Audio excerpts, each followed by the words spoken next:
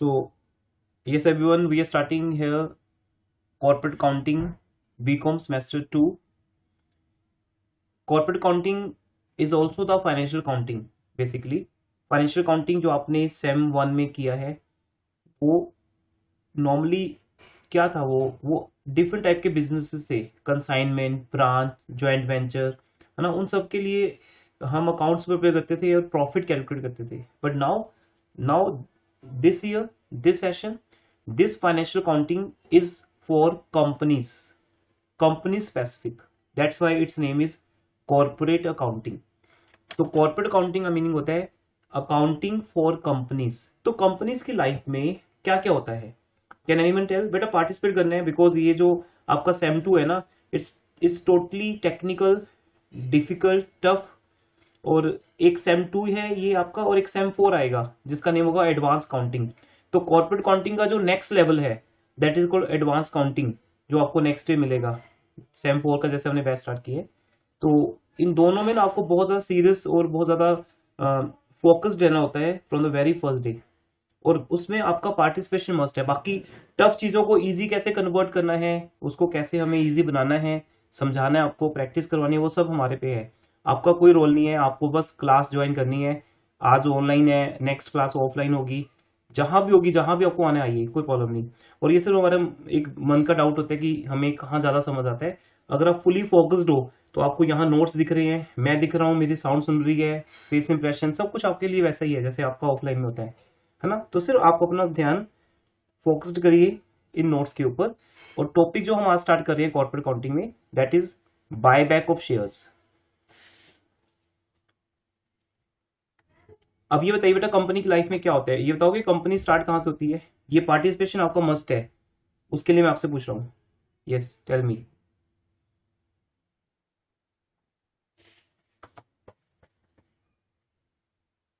No answer? आप सबने बेटा प्लस 2 में अकाउंट्स में भी किया है, बिजनेस स्टडीज में भी किया है, आप सबको आता है ना ये चीज। कंपनीज कैसे फ्रेम होती हैं, कंपनीज की लाइफ में क्या क्या होता है। Am I Audible?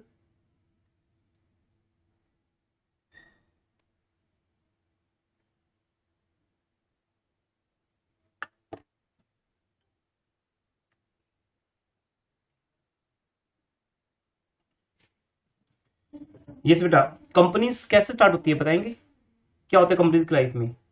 कुछ भी वर्ड जो आपको याद आ रहे हैं, कुछ भी ऐसा, टेल मी। रिया बताओ।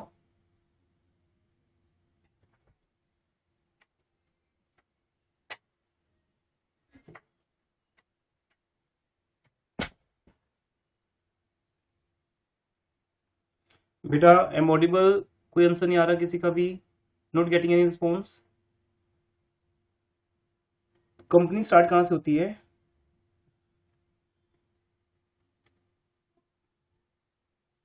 फर्स्ट डे कोई मूड नहीं पार्टिसिपेट करने का?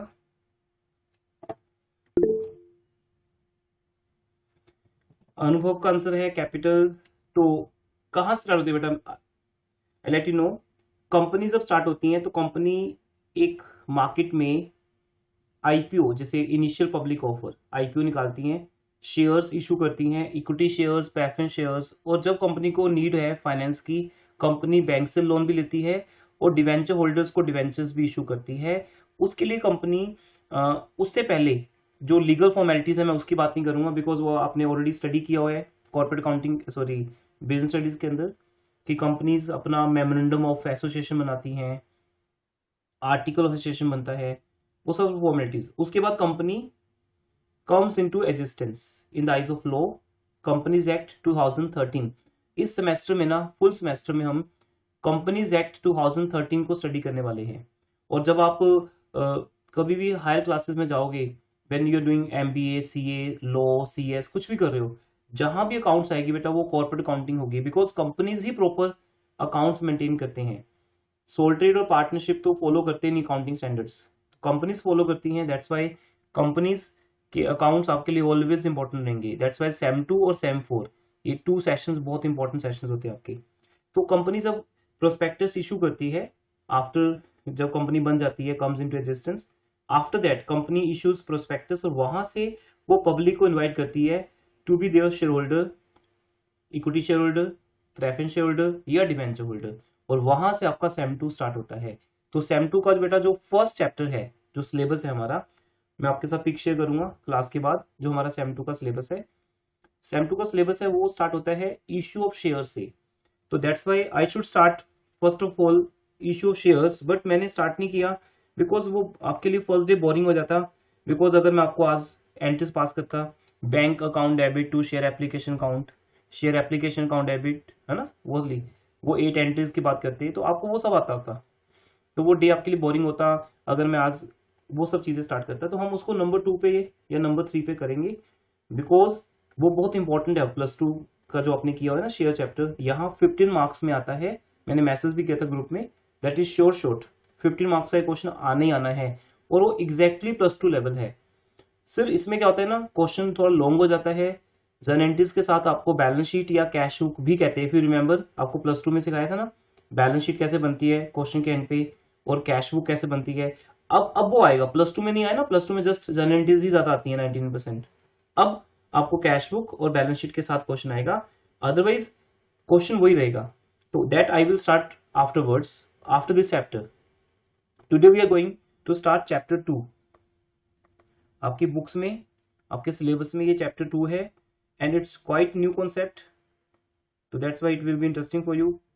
आपको आज की क्लास में इनिशिएट करना बड़ा इजी रहेगा आपके लिए।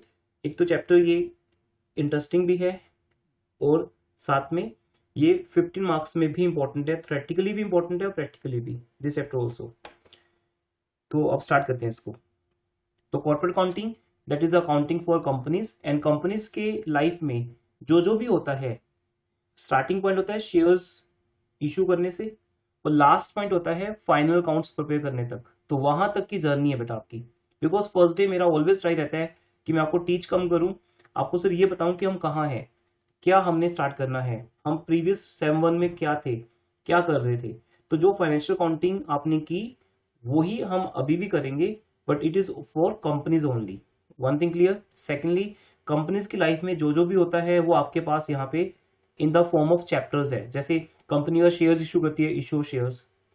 जब कंपनी अपने ही शेयर्स वापस लेती है वापस कैसे लेती है, जब कंपनी अपने शेयर होल्डर्स को उनका पैसा रिटर्न कर देती है, उसको बोलते हैं buy back of shares. But जब कंपनी प्रेफरेंस शेयर्स इशू करती है, that is your third chapter, issue of preference shares and redemption. Because आपको याद है ना, +2 में आपने थ्योरेटिकली भी रीड किया था कि इक्विटी शेयर्स की को भी रिडम्पशन नहीं होती है, they are the permanent owner of the company, okay. But preference share holders की एक लाइफ होती है 10 ईयर्स, 15 ईयर्स, 20 ईयर्स, उसके बाद उनको रिडीम करना कंपलसरी होता है। तो आपका थर्ड चैप्टर क्या है, रिडम्पशन ऑफ प्रेफरेंस शेयर्स। तो buyback of shares equity shares के लिए है, और जो आपका नेक्स्ट चैप्टर होगा वो प्रेफरेंस शेयर्स के लिए, पर दोनों ही शेयर्स के अंदर आते हैं, तो हम दोनों को एक सिंगल चैप्टर अज्यूम करते हैं। तो when I will do equity shares buyback आज, तो नेक्स्ट चैप्टर हम करेंगे रिडम्पशन ऑफ प्रेफरेंस शेयर्स। ये दोनों एक ही चैप्टर्स हैं, दोनों में रूल्स टोटली सेम है। डिफरेंस क्या है आपको पता है, इक्विटी शेयर एक्चुअल ओनर्स हैं हमारी कंपनी के, preference share holders are as a guest, वो भी गेस्ट शेयर होल्डर्स हैं, पर दोनों हैं तो शेयर होल्डर्स, दोनों को डिविडेंड मिलता है, प्रेफरेंस शेयर होल्डर का एक रेट फिक्स होता है। खैर ये सब बातें हम बाद में कर लेंगे। तो ये एक जर्नी स्टार्ट की है हमने कंपनी की, इश्यू ऑफ इक्विटी शेयर्स, उनका buyback, issue of preference shares, उनकी रिडम्पशन। फिर फोर्थ नंबर पे चैप्टर कौन सा मिलेगा आपको, डिबेंचर्स। इफ यू रिमेंबर आपने +2 में भी किया हुआ है, लेकिन +2 से टोटली डिफरेंट है। +2 का एक ही चैप्टर है यहाँ पे, इशू शेयर, बस सेम, बाकी सब नया सिलेबस है आपका। Issue debentures, company debentures issue करती है एज ए लोन, पब्लिक से लेती है, फिर उस लोन को रीपे भी तो करती है ना, that is called redemption of debentures. तो यहाँ टेक्निकल पॉइंट क्या रहेगा सॉरी, कि हमें डिवेंचर्स को रिडीम भी करना है, रिडम्पशन इज द मेन। और अब आता है 15 मार्क्स का क्वेश्चन उस चैप्टर में से, एक 15 मार्क्स का क्वेश्चन शेयर्स में से, और नेक्स्ट 15 मार्क्स का क्वेश्चन आता है डिवेंचर्स में से। नेक्स्ट जब हम आगे बढ़ेंगे फिर छोटे टॉपिक्स आएंगे बेटा, जैसे right shares, bonus shares, managerial remuneration, manager को रेम्यूनरेशन कैसे मिलती है कंपनीज के अंदर, जो हमारे मैनेजिंग डायरेक्टर्स होते हैं उनको रेम्यूनरेशन या कमीशन मिलता है, एक अच्छी फीस मिलती है। जैसे डायरेक्टर को सैलरी नहीं मिलती, डायरेक्टर को फीस मिलती है, तो कितनी फीस अलाउड है। फिर आएगा एक chapter profit prior to incorporation, जब कंपनी अभी फ्रेम नहीं हुई होती, कंपनी इनकॉर्पोरेट नहीं होती, उससे पहले भी कई कंपनीज प्रॉफिट अर्न कर लेती हैं, वो एक टॉपिक आएगा। देन फाइनली वी विल, अगर मैंने कोई बीच में चैप्टर नहीं छोड़ा तो नेक्स्ट हमारा आएगा फाइनल अकाउंट्स, कंपनीज के फाइनल अकाउंट्स आएंगे। तो अब हमारे पास यहाँ पे टेक्निकल पॉइंट क्या है बेटा, आपके पास 3 कंपनीज के फाइनल अकाउंट्स हैं, 3 कंपनीज के। 1 नॉर्मल कंपनीज होती हैं उनके। नेक्स्ट आएगा इंश्योरेंस कंपनीज के फाइनल अकाउंट्स कैसे बनते हैं। इंश्योरेंस कंपनी भी 2 तरह की हैं, एक है लाइफ इंश्योरेंस, दूसरी है जनरल इंश्योरेंस। जैसे आपको मोटर कार का इंश्योरेंस करवाते हो, फायर इंश्योरेंस करवाते हो, मैरीन इंश्योरेंस है, ऐसे ही लाइफ इंश्योरेंस है। फिर आएगा बैंकिंग कंपनीज के अकाउंट्स, कि जो बैंक्स होते हैं वो अपने अकाउंट्स कैसे बनाते हैं, फाइनल अकाउंट्स। तो ये आपकी जर्नी रहेगी बेटा ओवरऑल। मे भी कोई 11 चैप्टर स्किप हो गया हो, I don't remember, but overall ये आपका सिलेबस है। ठीक है, इसकी पिक मैं आपके साथ शेयर करूंगा क्लास के एंड पे। तो अब ये ऑलमोस्ट 10 to 12 चैप्टर्स हैं हमारे। इन सब में आपको कंपनीज के अकाउंट्स बनाने हैं, कंपनीज की बुक्स आपको प्रिपेयर करनी है, राइट। यहाँ पे तो इन सब टॉपिक्स में से आज मैं स्टार्ट कर रहा हूँ बायबैक ऑफ इक्विटी शेयर्स। चलिए अब हम ओनली चैप्टर स्पेसिफिक बात करेंगे। नोट्स आपके सामने हैं, व्हाट्सएप में मैंने शेयर कर दिया आपके साथ। सर हाँ जी, ये थ्योरेटिकल चैप्टर है, प्रैक्टिकल वाला है प्रैक्टिकल बेटा। Buyback of shares. आपके सेम 2 में थ्योरेटिकल चैप्टर कोई भी नहीं है, all chapters are practical, theory कोई नहीं है। सुपर थ्योरी के क्वेश्चंस तो आते हैं। वो तो इन्हीं में से आ जाएंगे ना, जैसे आपके सामने ये थ्योरी क्वेश्चन ही है बस, वो छोड़ दो। एक होता है थ्योरेटिकल, जैसे आपके सेम 1 में थे कि फर्स्ट 4 चैप्टर थ्योरी में थे, उनमें से न्यूमेरिकल बनता नहीं था।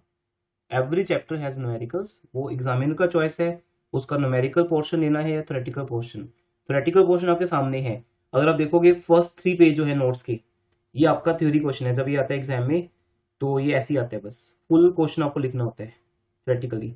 ये आपके पास मिलेंगी कितनी कंडीशंस, कितने पॉइंट्स बेटा, 14 to 15 पॉइंट्स मिलेंगे, 14 पॉइंट्स। ये 3 पेजेस है ना आपके पास, ये 3 के 3 पेजेस आपको लिखने होते हैं। This is your 1 question, what are the provisions for buyback of equity shares. तो जब आपको थ्योरेटिक, तभी आपको बता रहा हूँ ना कि ये चैप्टर 15 मार्क्स के थ्योरी में ज्यादा इंपॉर्टेंट है और लेस इंपॉर्टेंट है 15 मार्क्स के न्यूमेरिकल्स में। बट आपके अभी जैसे एमएसटी कॉलेज का कुछ भी होता है तो वहां तो वो they use this chapter for numerical also. तो हर चैप्टर में से न्यूमेरिकल बनता है, वो वेटेज होती है कि किसी की थ्योरी में ज्यादा इंपॉर्टेंस है, किसी की न्यूमेरिकल्स में। वो तो हम सिलेबस के एंड पे बात करेंगे कि आपको एग्जाम में क्या क्या आएगा। स्टार्ट करते हैं। ओके एनीवन, कोई डाउट है किसी को किसी बात पे। आज अटेंडेंस में कौन कौन है, रिया, मुस्कान, रिया Chauhan, Kajal, Anubhav is a new student, Dushyant, Janvi, Rahul, Rupakshi, Sarthak, Vibhor. अभी 1 2 3 स्टूडेंट को और ज्वाइन करना था, मैंने ग्रुप में ऐड किया नहीं किया, आई डोंट नो।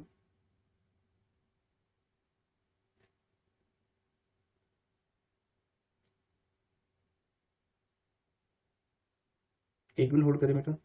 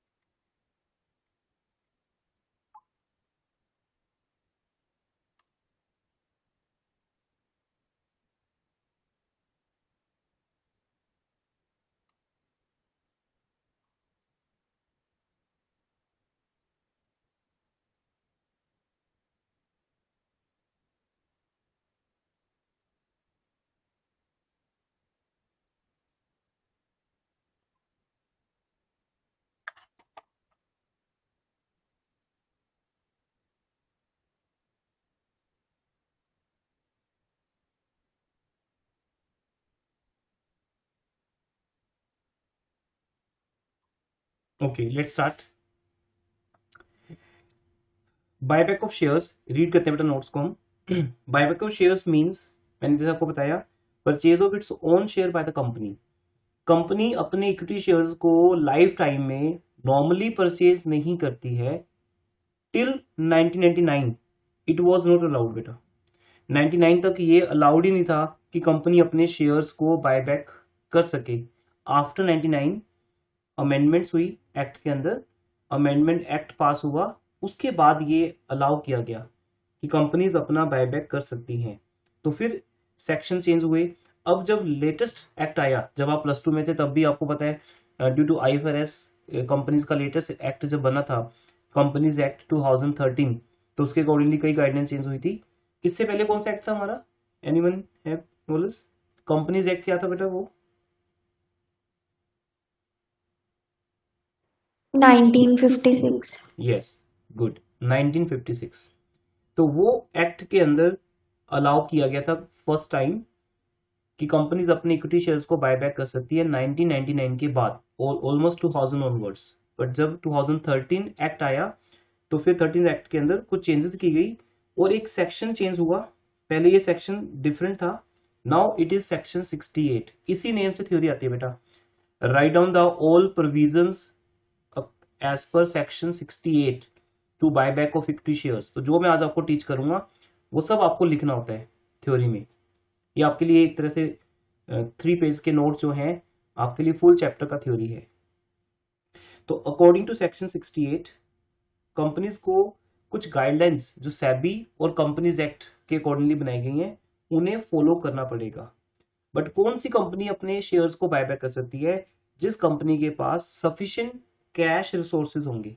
वो कंपनी को पहले प्रूव करना पड़ता है बेटा कि कंपनी के पास सफिशिएंट रिसोर्सेज है या नहीं है। तो सेकंड लाइन क्या है यहाँ पर नोट्स के अंदर? अ कंपनी हैविंग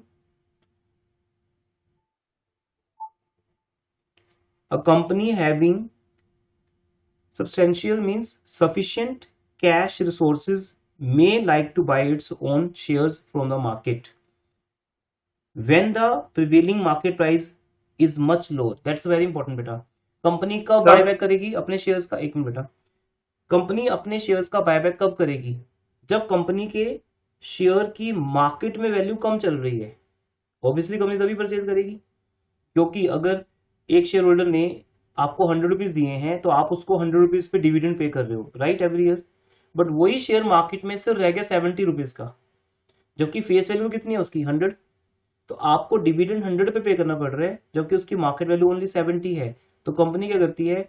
उन शेयर्स को मार्केट से खुद ही बायबैक कर लेती है, मीन्स मार्केट से परचेज कर लेती है 70 रुपीज में। तो कंपनी को 30 रुपीज का कैपिटल गेन होता है। तो इट मीन्स ये बताया गया है, ये एक थ्योरेटिकल पॉइंट है सिर्फ, कि कंपनी बायबैक का डिसीजन कब लेती है? नॉर्मली जब कंपनी के शेयर की मार्केट में वैल्यू कम होती है। यस यस बेटा, क्या डाउट है आपका? सर इसमें सिर्फ पब्लिक कंपनी की बात हो रही है, प्राइवेट कंपनी की भी? कोई भी कंपनी हो सकती है वो। सर प्राइवेट लिमिटेड में भी ऐसा हो सकता है? प्राइवेट लिमिटेड में तो बेटा मोस्टली होता नहीं ना, क्योंकि पब्लिक इशू ही नहीं है उसके अंदर। उनके पास तो शेयर्स अपने ही है ना, जैसे हम 10 लोग मिलकर कंपनी स्टार्ट कर लेते हैं। तो बेसिकली तो ये पब्लिक कंपनीज के लिए ही बनाया गया कॉन्सेप्ट, जो भी बनाया गया। सेक्शन 68 अप्लाई जो होते हैं पब्लिक कंपनीज पे होते हैं, लेकिन प्राइवेट कंपनीज भी बायबैक कर सकती है। बट वो कहाँ से करेंगे बायबैक? वो तो आपस में पार्टनर्स ही है ना, एक तरह से पार्टनर्स जैसे होते हैं, वो मिलकर शेयर्स परचेज कर लेते हैं, वो तो वैसे हैं यहाँ पर। जैसे जैसे एक फर्म के शेयर्स बना लेते हैं वो, हाँ, तो एक बस इतना दूसरे है। को हाँ, दे जैसे देते हैं। मिनिमम 2% चाहिए कंपनी बनाने के लिए, तो मैं और वाइफ मिलकर एक कंपनी स्टार्ट कर देते हैं।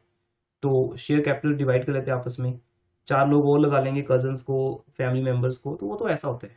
वो प्राइवेट लिमिटेड अलग चीज रहती है। मेनली हम ये जो बात कर रहे हैं वो पब्लिक इशू के लिए कर रहे हैं। बट ये यस, प्राइवेट कंपनीज में भी ऐसा हो सकता है कि वो किसी मेंबर से उसके शेयर परचेज कर ले, अलाउड है। बट ये यहाँ जहाँ जो हम स्टडी कर रहे हैं वो है पब्लिक कंपनीज का issue. So that's a good point. Companies Act 2013 under Section 68 permits companies to buy back their own shares. But वो कैसे करेंगे? उसके लिए कुछ कंडीशंस है बेटा जो आपको समझनी है। देखो आज का जो लेक्चर है वो थ्योरेटिकल है, थ्योरी है, बट यही आपके न्यूमेरिकल्स में अप्लाई होगा। तो आपको समझना पड़ेगा। I will try my best that आप इसको न्यूमेरिकली समझें। थ्योरेटिकली लिखा हुआ है बट मैं उसको न्यूमेरिकली समझाने की ट्राई करूंगा। देखिए, नंबर 1, कंपनी के पास सबसे पहला पॉइंट क्या आता है कि कौन सी कंपनी बायबैक कर सकती है? जो कंपनी के पास कैश रिसोर्सेज होंगे। Sufficient cash resources. वो कैश रिसोर्सेज कहाँ से आएंगे? You can't say sir cash में से आएंगे या बैंक में से आएंगे। नहीं बेटा, कैश और बैंक में जो पैसा पड़ा होता है ना, वो ऑलवेज एक लायबिलिटी साइड से शो होता है। आपको दिखाता हूँ कैसे, लिसन। सर पब्लिक से आएगा पैसा? नहीं नहीं, पब्लिक से नहीं आएगा। लिसन, देखो आप, बहुत कुछ है इसके अंदर। आपको 2 लेक्चर लगेंगे बेटा इसके कॉन्सेप्ट को समझने में, उसके बाद जाके आप न्यूमेरिकल स्टार्ट कर सकते हो। बहुत कुछ है इसमें। ये आपके सिलेबस का सबसे इजी चैप्टर है, इसमें भी इतना कुछ मिलेगा आपको। That's why corporate accounting world famous accounting है।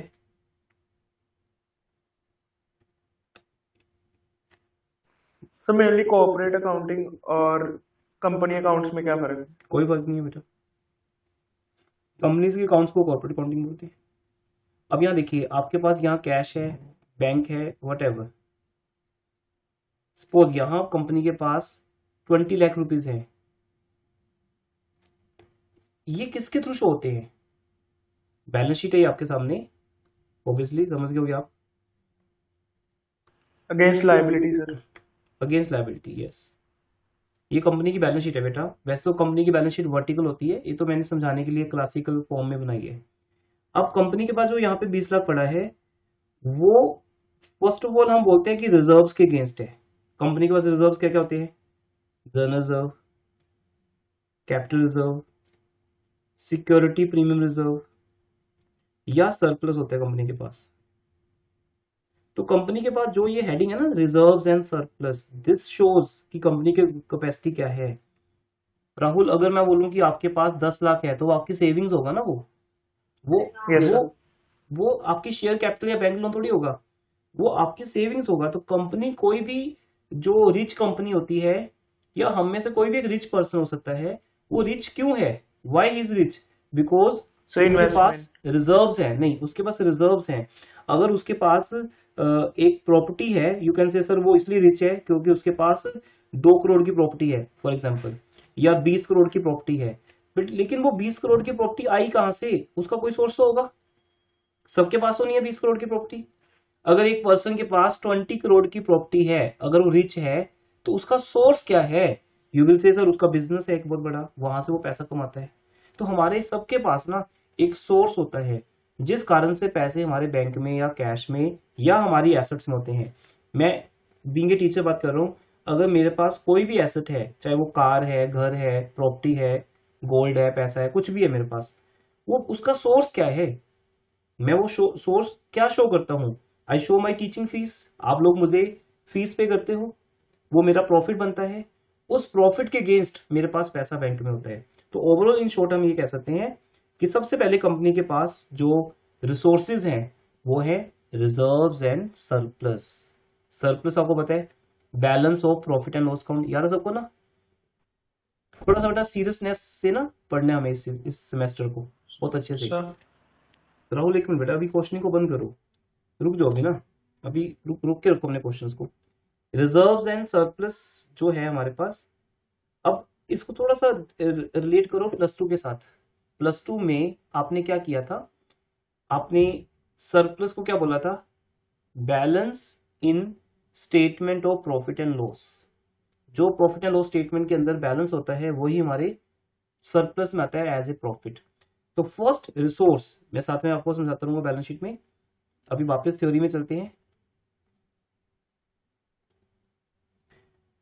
अब कंपनीज एक्ट 2013 में सेक्शन 68 बायबैक को करता है। बायबैक के लिए स्पेसिफिक है, तो आपको एक तो याद रखना है कि 68 सेक्शन जो है इसके लिए है, नंबर 1।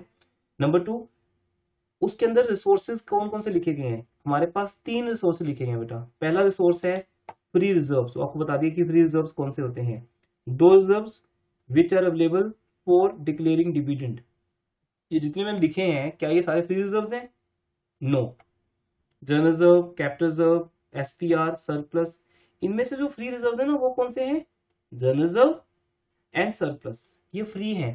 फ्री का मीनिंग, इनके ऊपर किसी तरह की कोई ऑब्लिगेशन नहीं है कंपनीज की।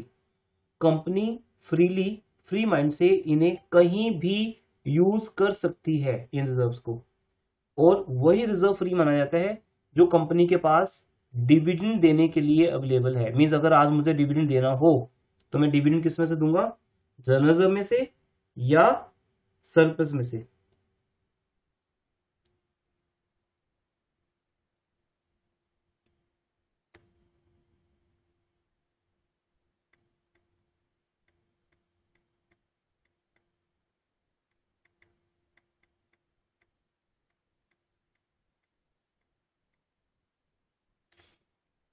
तो कंपनी के पास रिजर्व्स फ्री वाले हैं, जनरल रिजर्व, रेवेन्यू रिजर्व या सरप्लस। लेकिन कंपनी का एक स्पेसिफिक रिजर्व भी है बेटा, that is called SPR, security premium reserve account. ये भी अलाउड है, ये रिजर्व भी अलाउड है। किसके लिए, बायबैक के लिए, कि हम यहां इक्विटी शेयर्स का बायबैक कर सकते हैं। हम वंश का भी स्टार्ट किया हमने चैप्टर, बीच में रिपीट हो जाएगा, डोंट वरी, अभी जस्ट मीनिंग चल रहा है। बायबैक ऑफ इक्विटी शेयर्स हमने स्टार्ट किया, सेकंड चैप्टर आपका। First chapter issue of shares है, वो बाद में करेंगे। तो कंपनी जब अपने शेयर्स को मार्केट से बायबैक करती है तो कंपनीज एक्ट के अंदर सेक्शन 68 के अंडर कुछ कंडीशंस हैं। वो क्या कहते हैं कि वही कंपनी बायबैक कर सकती है जिसके पास फ्री रिजर्व्स हो। वो फ्री रिजर्व्स कौन से होते हैं, वो बात कर रहे थे, जनरल रिजर्व एंड सरप्लस, ये दो हमारे फ्री रिजर्व्स हैं।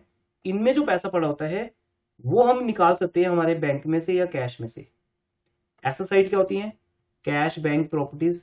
लेकिन वो पैसा एसेट साइड पे कहां से आया, वो आता है लायबिलिटी साइड से।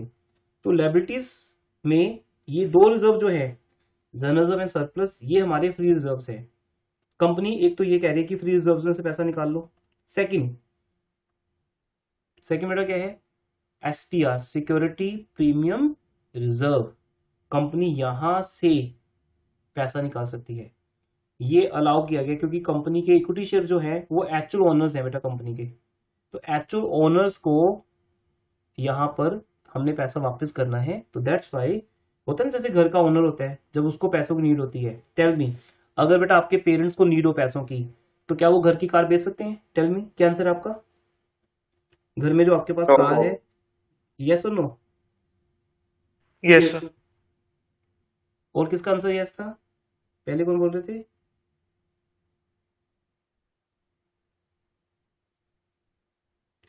बाकी सबको क्या लगता है कि नहीं सेल कर सकते? कर सकते हैं सर। अब अगर राहुल को जरूरत है पैसों की 5 लाख, इसको घूमने निकलना है कहीं, तो ये घर की कार बेच सकता है? अलाउ है इसको? बताओ। आप में से कोई भी स्टूडेंट है बेटा, हम सबके घर में कार है, आप सबके घर में भी होगी। जब आपको नीड है, आपको जस्ट घूमने निकलना है, आपको एक कोई भी ट्रिप पे निकलना है फॉरेन कंट्री के, तो क्या आप घर की कार बेच दोगे? नहीं। लेकिन जब आपके No, पापा, sir.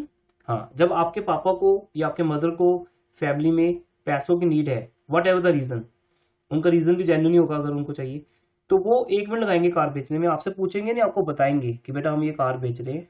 इमोशनल सा एक आपको वे आउट होगा बताने का कि ऐसे से हमें फंड्स की नीड है तो हम कार बेच रहे हैं बेटा। कार तो क्या, वो आपका लैपटॉप भी बेच देंगे। अब ये पॉइंट क्यों लगता है यहाँ पे, क्योंकि इस चैप्टर में एसपीआर अलाउड है। लेकिन जब मैं नेक्स्ट चैप्टर में जाऊंगा, नेक्स्ट चैप्टर कौन सा है, रिडम्पशन ऑफ प्रेफरेंस शेयर्स, बात तो एक ही है ना। हम यहाँ इस चैप्टर में अपने इक्विटी शेयर होल्डर्स का पैसा वापस कर रहे हैं, और बेटा नेक्स्ट चैप्टर में हम किसका वापस करेंगे, प्रेफरेंस होल्डर्स का। वहां मैं आपको बोलूंगा अब एसपीआर अलाउड नहीं है। तो दैट्स वाई फर्स्ट डे आपको बता रहा हूँ, वैसे मैं उस दिन भी याद करवाऊंगा ये बात आपको कि दोनों में क्या डिफरेंस है। क्योंकि इक्विटी शेयर हमारी कंपनी के ओनर्स हैं, उनके लिए सब अलाउड है, सब उनके ऊपर अलाउड है। दैट्स वाई उनके लिए फ्री रिजर्व भी अलाउड है। और फ्री रिजर्व कौन से होते हैं, वो लिखा हुआ है लॉ के अंदर, which are easily available for dividend, जिसमें से हम डिविडेंड डिक्लेयर कर सकते हैं अपने शेयर होल्डर्स को। वो आपको पता है सरप्लस या जनरल रिजर्व भी होते हैं, ठीक है। एसपीआर स्पेसिफिक रिजर्व है, और आपको पता है इसका सेक्शन डिफरेंट है। इसके सेक्शन में लिखा होता है कि हम एसपीआर का यूज कैसे कर सकते हैं। याद है वो प्लस 2 में भी क्वेश्चन आता था, what is the utilization of SPR. तो हम बोलते थे बोनस शेयर्स देने के लिए काम आता है, प्रीमियम ऑन रिडम्पशन को कवर करने के लिए, loss on issue debentures cover करने के लिए, ऐसा इसका एक स्पेसिफिक यूज है। इसलिए ये फ्री रिजर्व नहीं है, ये बिजी रिजर्व है, ये स्पेसिफिक रिजर्व है, कैपिटल रिजर्व है, एक तरह से कैपिटल नेचर का रिजर्व है, तो इसको हम यूज कर सकते हैं या नहीं, ये लॉ परमिशन देता है, तो यहाँ परमिशन है बेटा। तीसरा सोर्स क्या है आपके पास, वो है ये कंपनी के पास बहुत अच्छा टूल है। थर्ड नंबर पे क्या लिखा है, टेल मी एवरीवन, एनीवन,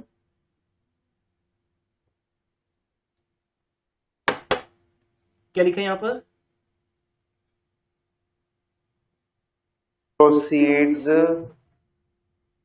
हाँ, proceeds of the issue of any shares और अदर स्पेसिफाइड सिक्योरिटीज। अनुभव, अदर स्पेसिफाइड सिक्योरिटीज कौन सी होती हैं, debentures, preference shares, equity, bonds, कुछ भी ऐसा जिसको कंपनीज एक्ट के अंदर स्पेसिफाइड सिक्योरिटीज माना गया है, और जो मैंने बोले वो तो है ही है, डिवेंचर्स हो, इक्विटी शेयर्स हो, प्रेफरेंस शेयर्स हो। तो थर्ड कंपनी को ये कहा गया है कि मान लो आपके पास फ्री रिजर्व ही नहीं है, मान लो कंपनी के पास प्रॉफिट्स नहीं है, जन रिजर्व नहीं है, कंपनी के पास एसपीआर भी नहीं है, तो क्या वो कंपनी अपने शेयर्स का बैक नहीं कर सकती, कर सकती है, कहां से करेगी, तो सिंपल फंडा है, नए शेयर इशू कर दो, वहां से पैसा लो, उस पैसे से ओल्ड शेयर होल्डर्स को पे कर दो। तो जब हम नए शेयर इशू करते हैं तो वहां से जो पैसा आता है वो हम यूज करते हैं ओल्ड शेयर्स को बायबैक करने में। तो तीन रिजर्व्स, सॉरी तीन हमारे रिसोर्सेज हैं, ये बात कहां लिखी हुई है, अंडर सेक्शन 68। अगर आपको mean you are a company, अच्छा अब मैं आपको बोलता रहूंगा, आपको इस पूरे सेमेस्टर में, हमारे पास जो भी टाइम है इस सेमेस्टर के लिए, इसमें आप लोग कौन हो, कंपनीज हो, आप कॉर्पोरेट हो, कंपनी हो, आप कंपनी के अकाउंटेंट हो, तो मीन्स जो आप सोचते हो मीन्स आपकी कंपनी सोच रही है यहाँ पे। तो मैं जब बोलता हूँ आपको, मतलब आपकी कंपनी को अगर इक्विटी शेयर्स का बायबैक करना है तो बेटा क्या करना होगा, आपको अपने ये तीन सोर्सेज को शो करना पड़ेगा। जैसे अगर आप आज घर जाके बोलो, अब तो शायद घर में ही हो ना, जैसे नॉर्मली बोलते हैं हम इंस्टीट्यूट में, तो अभी आप घर में हो, क्लास का ओवर होने के बाद अपने पेरेंट्स को बोलना कि मैंने डिसाइड किया कि मैं कल एक कार परचेज करूंगा, मैंने डिसाइड भी कर लिया, 20 लाख की कार है, मॉडल भी बता देना उनको, कार का ब्रांड नेम बता देना कि मैंने इस ब्रांड की ये वाली कार परचेज करनी है। तो जैसे आप ये बोलोगे तो वो क्या बोलेंगे आपको, कांग्रेस बोलेंगे या कोई क्वेश्चन पूछेंगे आपसे, पैसा कहाँ से आएगा? यस, पैसा कहाँ से आएगा, आप बोलोगे पैसा कहाँ से आएगा, आप दोगे, आप इतने रिच हो, इतना पैसा आपके पास है ना, जब आपको गाड़ी परचेज करनी है आप खुद तो कर लेते हो, आज मैंने डिसाइड किया कि मैं कार परचेज करूंगा, तो आपको बोला जाएगा कि भाई तुम्हारी बात हो रही है, तुम नहीं कर सकते, तुम घर का पैसा यूज नहीं कर सकते, बताओ कहाँ से आएगा पैसा। तो जब भी तुम कोई डिसीजन लोगे कि मैंने बिजनेस करना है, मैंने कहीं जाना है, मुझे पैसा चाहिए, तो क्वेश्चन आएगा पैसा कहाँ से आएगा। मतलब पेरेंट्स के पैसे पे जो नजर है वो तो छोड़ दो, वो आपके काम का अभी नहीं है, जब वो आपको डोनेट करेंगे तब आपके काम का है, जब आपको वो खुद देंगे कि ले भी अब तो बारिश है हमारी पूरी प्रॉपर्टी का, इस पैसे का, इस फैक्ट्री का, वट या बिजनेस का। अभी फिलहाल तुम स्टूडेंट हो, अभी तुम उस घर में रह रहे हो, पर तुम्हारा नहीं है वो। अब मेरा एक लिंक है इस चैप्टर की स्टोरी के साथ, मेरी एग्जाम्पल का, बट इसको पर्सनली मत लेना इस एग्जाम्पल। अब जिस घर में आप रह रहे हो उसमें रह रहे हो, बस वो आपका नहीं है, ठीक है, अगर आपका है तो बेच के दिखाओ, नहीं बेच सकते आप घर, पापा सेल कर सकते हैं क्योंकि उनके नाम पे है। मीन्स जो इक्विटी शेयर होल्डर्स के लिए अलाउड है वो तीन चीजें हैं कि या तो भाई आपके पास रिजर्व होने चाहिए, ऐसे ही जब कंपनी सेबी को बोलती है, सेबी बोल समझता ना, security exchange board of India, जो गवर्नमेंट एजेंसी है इन सब चीजों को देखने के लिए, या वो कंपनीज एक्ट को बोलती है कंपनी कि मुझे बायबैक करना है, जैसे आप बोलते हैं मुझे बर्थडे मनाना है ना, वो भी किसी होटल में, तो पेरेंट्स बोलते हैं पैसा कहाँ से आएगा, फ्रेंड्स को तो बुला लोगे वो तो आ जाएंगे, पैसा कहाँ से आएगा। ऐसे ही बेटा जब आप कहते हो ना कि मुझे बायबैक करना है, तो सेबी कहता है पैसा कहाँ से आएगा, ये बताओ पहले। तो पैसा तीन सोर्सेज से आता है, आई थिंक इस टॉपिक को बंद कर दूं यहाँ पे, याद हो गया सबको कि तीन सोर्सेज से आता है। अच्छा थ्योरी हमें याद भी करनी है आगे लिखने के लिए, अगर ऑफलाइन एग्जाम्स होंगे फिर तो याद करनी पड़ेगी। एक तो फ्री रिजर्व्स है, एक एसपीआर है, और एक proceeds of new equity shares है। ये तीन हमारे पास रिसोर्सेज हैं, तीनों में से जो भी आपको मिले वो सोर्स आप यूज कर सकते हो। कोई, तो थर्ड वाले को आईपीओ भी बोलते हैं। हाँ आईपीओ भी कह सकते हो आप, नया कोई भी इशू लेके जाओ मार्केट में, यहां से पैसा आता है बेटा। और अगर आप ये शेयर्स या डिवेंचर्स एसपीआर पे इशू करोगे तो एसपीआर भी बढ़ जाएगा, डबल फायदा हो जाएगा आपके पास। मान लो पहले से एसपीआर है, अब आपने नए शेयर भी प्रीमियम पे इशू किए, तो आपके पास पैसे पैसा हो गया ना। एक तो नए शेयर्स का पैसा आ गया फेस वैल्यू, ऊपर से प्रीमियम भी आ गया, तो आपका सोर्स क्रिएट हो जाएगा। और ये बहुत इजी सोर्स है कंपनीज के पास, है ना। हमारी लाइफ में भी क्या होता है ना, जब मैंने किसी को पैसे देने होते हैं तो मैं उसको पैसे कैसे देता हूँ, किसी और से पकड़ के। तो एक लाइबिलिटी ओवर होती है, एक नई लाइबिलिटी स्टार्ट हो जाती है। कितना इजी है बेटा किसी का लोन पे रीपे करना। बस आप किसी एक नए पर्सन को पकड़ लो, उससे पैसे पकड़ो और किसी ओल्ड वाले को दे दो, सिंपल। तो कंपनी भी यही कर रही है आज की डेट में, वो नए शेयर्स इशू करती है और ओल्ड शेयर्स को बायबैक कर लेती है। और आपको पता है यहाँ पे फायदा क्या होगा कंपनी को, लगाओ दिमाग बेटा, कंपनी को क्या फायदा है। मान लो वो अपना नया शेयर अपनी ब्रांड वैल्यू के बेस पे 100 का शेयर 20 रुपीज प्रीमियम पे सेल कर रही है अपनी ब्रांड वैल्यू के बेस पे, और उसका ओल्ड शेयर मार्केट में, वैसे उसकी भी ब्रांड वैल्यू के हिसाब से वैल्यू ज्यादा होगी, पर एक एग्जांपल समझा रहा हूँ। ओल्ड शेयर आपको मार्केट में 90 का मिल रहा है और नया शेयर आपका प्रीमियम पे जा रहा है, तो आपको फायदा हो गया 30 रुपीज का। और अगर ओल्ड नया शेयर भी आपका 90 पे जा रहा है तो भी आपको लॉस तो नहीं हुआ कुछ। आपने नए शेयर होल्डर से 90 रुपीज लेके ओल्ड शेयर होल्डर को 90 रुपीज दे दिए, यहाँ फायदा नुकसान कुछ नहीं हुआ। बस कंपनी ने एक नई कैटेगरी के शेयर्स मार्केट में निकाल दिए और ओल्ड शेयर्स को कंपनी ने वापस ले लिया। तो इस साल पुरानी कंपनीज ने शेयर आईपीओ निकाला था, तो आधे बंदों को तो अलॉटमेंट ही नहीं हुई शेयर्स की। वो तो अलग बात होगी ना, वो तो एक्सेप्शनल बात होगी।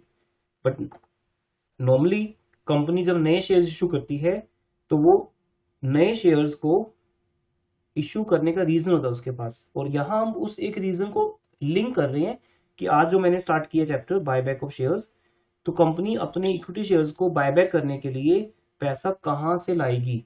तो वो एक सोर्स हो गया कि कंपनी फ्री रिजर्व्स के अलावा, एसपीआर के अलावा नए शेयर्स भी इशू कर सकती है। तो आई थिंक क्लियर हो गया सबको बात। तीन सोर्सेज हो गए कंपनी के पास अपने शेयर्स को बायबैक करने के लिए। Buyback means yes. अपने इक्विटी शेयर होल्डर्स का पैसा वापस करना, अपने इक्विटी शेयर होल्डर्स का पैसा वापस करना। Free reserves, SPR and new shares. Shubham आप थोड़ा सा लेट हो गया बेटा, लेकिन अभी कंटिन्यू करना, समझ आ जाएगा, डोंट वरी, अभी से स्टार्ट ही हुआ है। इतना सा लेक्चर ऐप में थोड़ा देख लेना, जब मैं ऐप में डाल दूंगा आज, आपको आज मिल जाएगा ऐप के अंदर, तो देख लेना वहां से जो आपका मिस हो गया। अब आगे बढ़ते हैं। हाँ जी, अब हम आगे बढ़ते हैं प्रोविजंस ऑफ सेक्शन 69। अब देखो सेक्शन 68 के अंदर कंडीशन लिखी हुई है कि कौन सी कंपनी बायबैक कर सकती है, that company which has sufficient resources of cash. लेकिन मैंने आपको जैसे बताया कि मेरी बैलेंस शीट में अगर कैश पड़ा है तो ये मुझे शो करना पड़ेगा वो कैश किसके अगेंस्ट है। तो सोर्स का नाम कैश नहीं है, कैश मेरे पास पे करने के लिए अवेलेबल है, लेकिन वो किसके अगेंस्ट है मेरे पास, जनरल के अगेंस्ट है, एसपीआर के अगेंस्ट है, सरप्लस के अगेंस्ट है, या मैंने नए शेयर इशू किए हैं। जैसे भी आपका थर्ड पॉइंट क्रिएट हो गया, हम नए इक्विटी शेयर्स भी इशू कर सकते हैं या नए प्रेफरेंस शेयर्स भी इशू कर सकते हैं। प्रेफरेंस शेयर कैपिटल भी हो सकता है, डिवेंचर्स भी हो सकता है। ये आपका थर्ड सोर्स है, by from the sale proceeds of new securities, ये भी हो सकता है। तो ये इक्विटी, प्रेफरेंस या डिवेंचर्स एक सोर्स हो गया, नंबर 3 पे लिखा हुआ था जो। एसपीआर नंबर 2 पे हो गया। और ये जो है आपके रिजर्व या सरप्लस, ये आपके फ्री रिजर्व्स हो गए, ये नंबर 1 पे हो गया। इन तीनों रिसोर्सेज को आप यूज कर सकते हो। इन तीनों रिसोर्सेज का पैसा कहां पड़ा है बेटा, बैंक में। या तो वो पैसा बैंक फॉर्म में नहीं पड़ा तो किस फॉर्म में पड़ा होगा, टेल मी। अगर ये पैसा बैंक फॉर्म में नहीं पड़ा तो किस फॉर्म में पड़ा है, ये भी हमारे पास कॉन्सेप्ट है ना कि वो पैसा किस फॉर्म में पड़ा है, इन्वेस्टमेंट की फॉर्म में पड़ा है हमारे पास, इन्वेस्टमेंट। तो हम इन्वेस्टमेंट को सेल कर सकते हैं। जैसे इन्वेस्टमेंट को सेल करेंगे वो किस में कन्वर्ट हो जाएगा, टेल मी। क्या ये बात सबको समझ आती है बेटा, या दोबारा समझाऊं।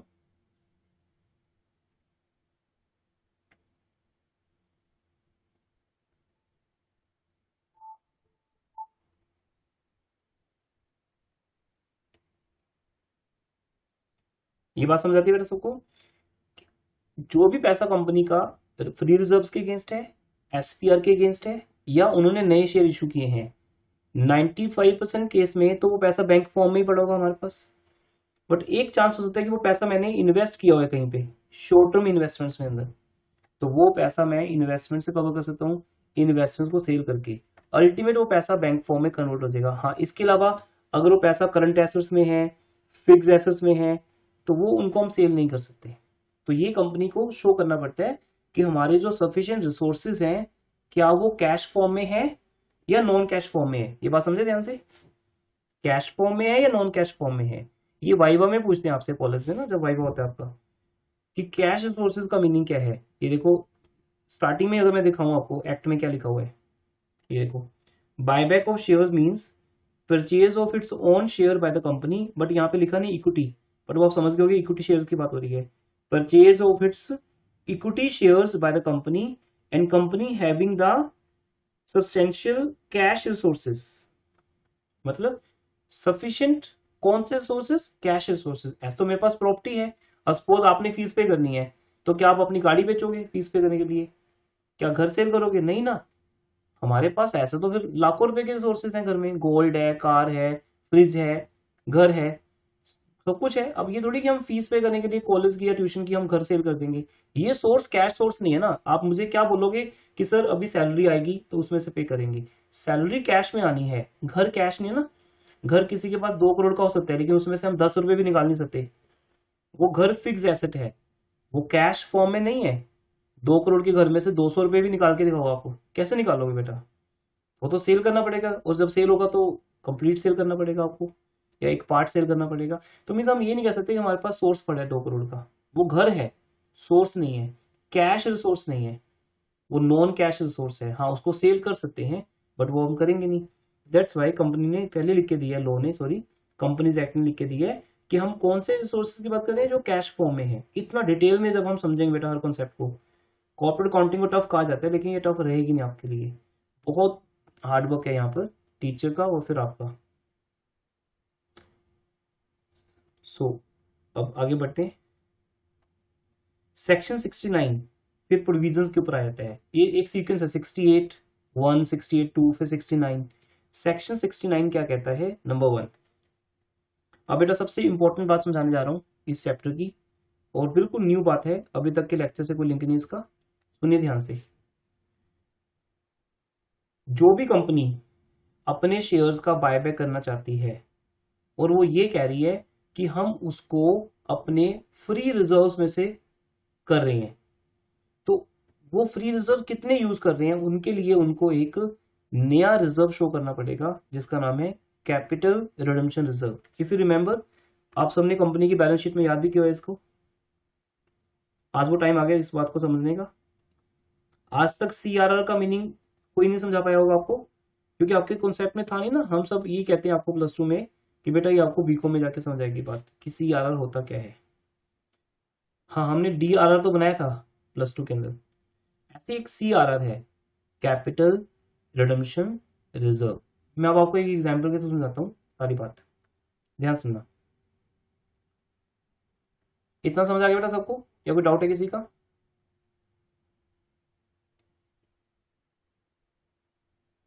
Anyone having any doubt?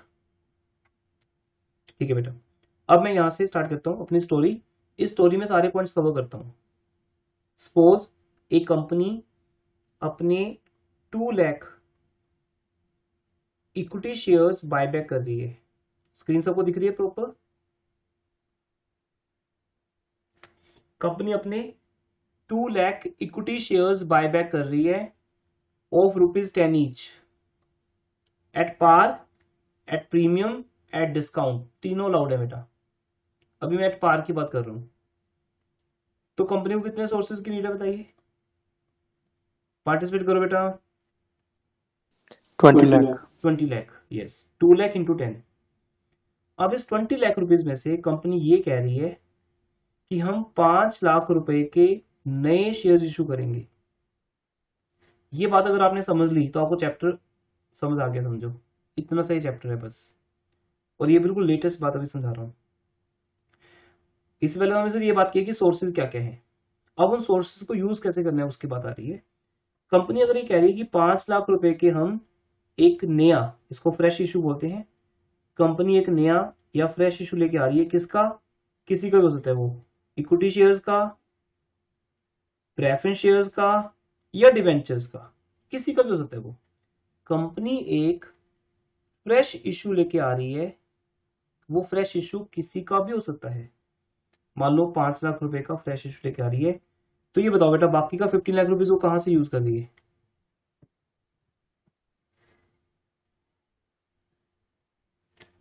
Reserve. Reserve में से।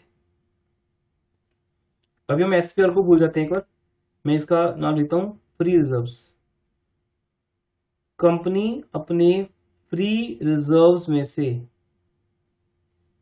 15 लाख रुपीज लेके जा रही है, निकाल रही है, मतलब पैसा निकलेगा कहां से? ओवरऑल पैसा कहां से निकलेगा बेटा? कहां से निकलेगा? बैंक से। बट बैंक से जो पैसा निकाल लोगे वो आपको शो करना पड़ेगा कि वो पैसा किसके अगेंस्ट था आपके पास। क्या वो नए शेयर्स के अगेंस्ट था आपके पास, या वो फ्रेश इशू के अगेंस्ट आपके पास? तो मान लो सॉरी, फ्री रिजर्व्स के अगेंस्ट था आपके पास, तो आपने बोला मैंने 5 लाख के तो नए शेयर इशू किए हैं अभी जस्ट 1 मंथ बिफोर, या अभी जस्ट बिफोर 1 डे, मैं वो 5 लाख तो वो निकाल रहा हूँ क्योंकि मैंने वो इसी पर्पज के लिए इशू किए थे, और 15 लाख रुपीज मैं अपने फ्री रिजर्व्स में से यूज कर रहा हूँ। लेकिन कंपनी ये कहती है, कंपनीज एक्ट ये कहता है कि जितना पैसा भी आप फ्री रिजर्व में से निकालोगे, एक बार उस फ्री रिजर्व को फ्रीज करना है। मैं क्या बोल रहा हूं? फ्री रिजर्व को फ्रीज करना है। फ्रीज मतलब उसको कैपिटलाइज करना है, उसको कैपिटलाइज करना है। और किसी भी रिजर्व को कैपिटलाइज करने के लिए उसका नेम चेंज करना पड़ता है। तो उसका नेम क्या रखना पड़ेगा? क्या लिखा बेटा मैंने नेम? CRR। CRR। कैपिटल, बोलो मेरे साथ, capital R for Redemption। and R for Reserve. reserve. Very good. Capital redemption reserve means हम आज अपनी कैपिटल रिडीम कर रहे हैं। वो प्रेफरेंस शेयर्स के लिए रिडीम वर्ड यूज होता है और इक्विटी शेयर्स के लिए बायबैक यूज होता है, बस बात एक ही है। CRR कॉमन नेम है सबके लिए। थर्ड चैप्टर में भी हम, नेक्स्ट चैप्टर में भी हम CRR ही ओपन करेंगे, चाहे वहां पे प्रेफरेंस शेयर्स रिडीम करने हो या यहाँ पे इक्विटी शेयर्स। तो हम अपने फ्री रिजर्व्स का एक नेम चेंज करेंगे, वो नेम होगा कैपिटल रिडम्पशन रिजर्व। तो ये हमें पहले सीखना है कि कंपनी जितना भी पैसा फ्री रिजर्व्स में से निकालेगी उसका नेम चेंज करेगी। अच्छा, नेम चेंज कैसे होता है?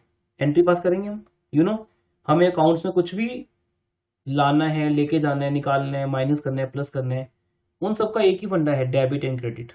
कुछ नया लेके आना है या ओल्ड को राइट ऑफ करना है या चेंज करना है उसका नेम। तो क्या anyone can suggest what is entry?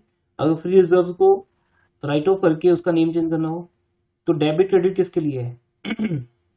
बताओ। सर स्क्रीन नहीं शो हो रही है। सबको नहीं शो हो रही बेटा? हो रही है शो सर। दोबारा फिर से करके देखो आप लॉगिन। तो कंपनी एक एंट्री पास करेगी, free reserve account debit to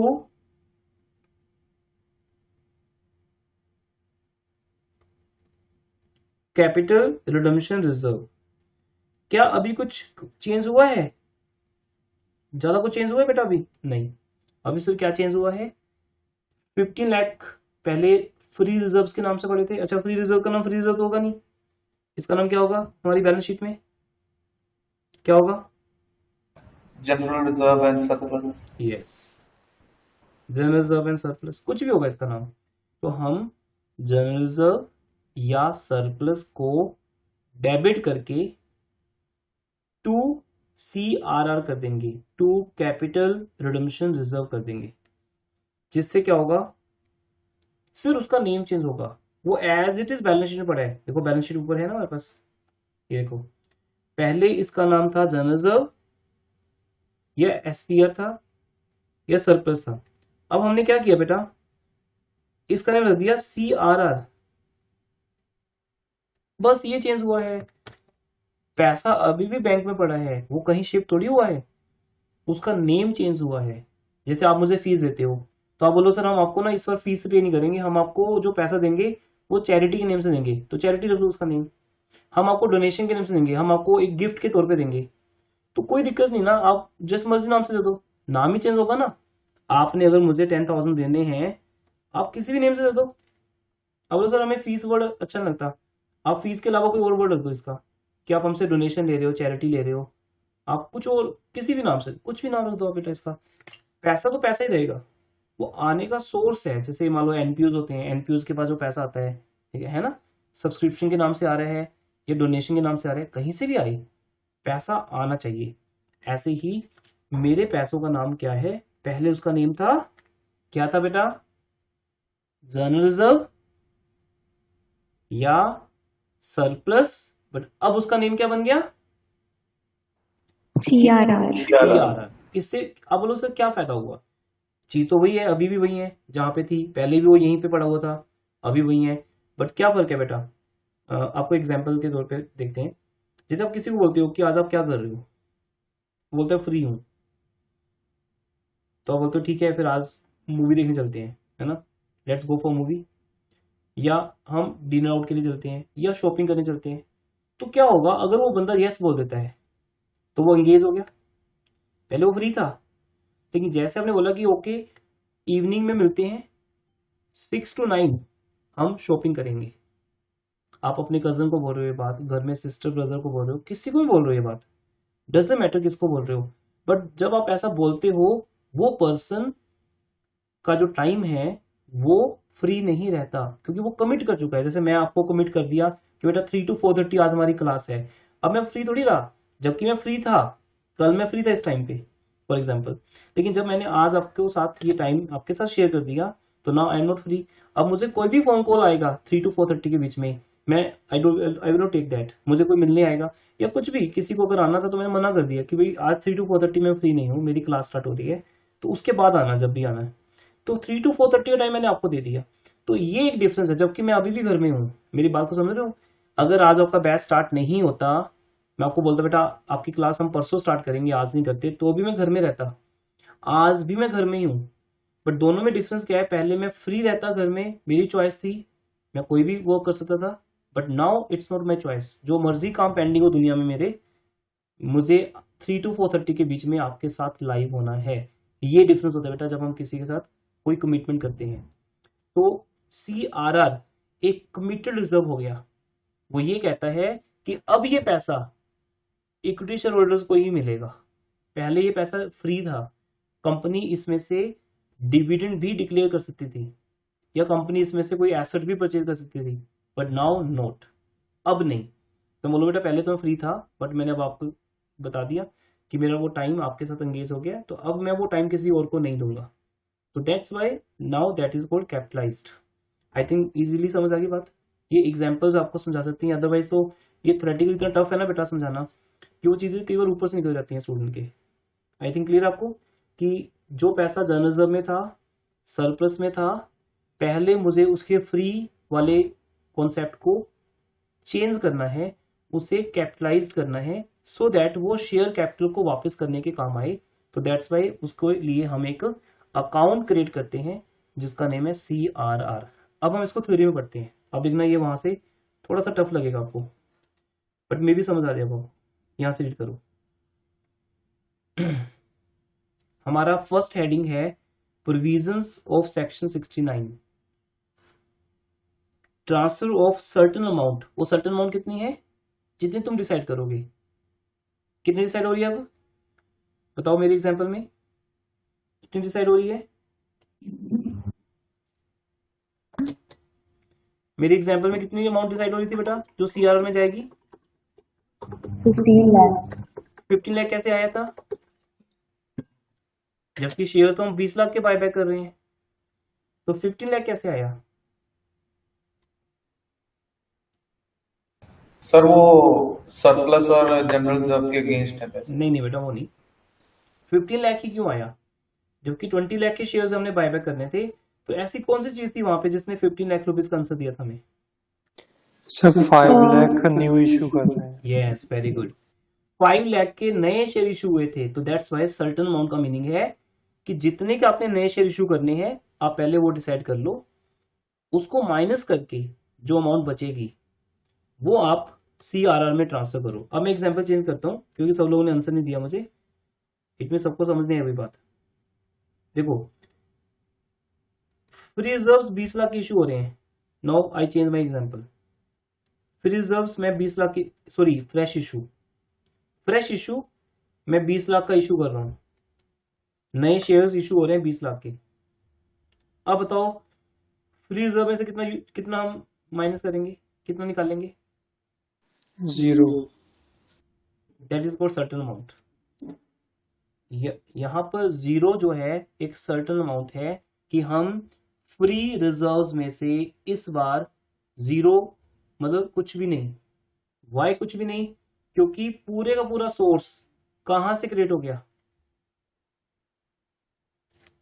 कहां से क्रिएट हो गया बेटा? Fresh issues. फ्रेश इशू में से। फ्रेश इशू में क्या इशू कर सकते हैं? एनीथिंग, इक्विटी, प्रेफरेंस, डिवेंचर्स, कोई डिफरेंस नहीं है। यहाँ डिवेंचर्स भी अलाउड है, जो कि आगे नेक्स्ट चैप्टर में प्रेफरेंस शेयर्स में जाएंगे तो वहां डिवेंचर्स अलाउड नहीं है। खैर वो बातें बाद में भी हम कंपैरिजन पे याद कर लेंगे। अभी फिलहाल सब अलाउड है क्योंकि यहाँ पे वही बात है, ओनर्स की बात है। आपके घर में आपके फादर को चाहिए पैसा तो सब अलाउड है, वो गोल्ड भी बेच देंगे, कार भी और घर भी, आपका लैपटॉप भी, सब अलाउड है। लेकिन जब आपको चाहिए पैसा तो वहां पे एक लिमिट होगी कि नहीं बेटा आपके लिए तो हम सिर्फ गोल्ड बेच सकते हैं, घर नहीं बेच सकते। ऐसा कुछ बात आएगी आपके सामने। तो वो जब मैं आपके नेक्स्ट चैप्टर में लेके जाऊंगा तब प्रेफरेंस शेयर्स के लिए इक्विटी शेयर्स भी अलाउड है, प्रेफरेंस शेयर्स भी अलाउड है, लेकिन डिवेंचर अलाउड नहीं है। आपके माइंड में तो रहेगा ना एटलीस्ट बताने से एक बार कि ऐसा कुछ होने वाला आगे आपके साथ। तो यहाँ लेकिन सब अलाउड है, फ्रेश इशू। तो अगर आप, आई थिंक बहुत सिंपल सी बात कर रहा हूँ मैं टेबल पे बैठ के कि 20 लाख के बायबैक करने के लिए 20 लाख के नए शेयर इशू कर दिए, बताओ अब मुझे फ्री रिजर्व्स की नीड है? You will say sir no, अभी क्या जरूरत है, पैसा पूरा हो गया। और अगर मैंने 18 लाख के नए शेयर इशू किए तो फ्री रिजर्व कितने यूज करूंगा? कितने फ्री रिजर्व यूज करूंगा? 2 lakhs. 2 lakh. 2 lakh, yes very good. ये 2 लाख रुपीज हमारी सर्टन अमाउंट आ गई। तो आई थिंक आपको लॉ में आंसर मिल रहा है क्योंकि कॉर्पोरेट अकाउंटिंग में लॉ है ना पूरा, कंसाइनमेंट, जॉइंट वेंचर, ब्रांच। फिर मेरे लिए इजी था क्योंकि वहां लॉ नहीं था, वहां बेसिक कॉन्सेप्ट्स थे, तो हमने बेसिक कॉन्सेप्ट्स को समझा और समझा दिया आपको। यहाँ लॉ है, यहाँ मैं अपनी मर्जी से कुछ भी नहीं डाल सकता। यहाँ जो लिखा है हमें वो समझाना है आपको अपने वर्ड्स में। तो क्या लिखा है यहाँ पर? Where company purchase its own shares out of free reserves या एसपीआर। अब मैं एसपीआर को भी ऐड कर देता हूँ।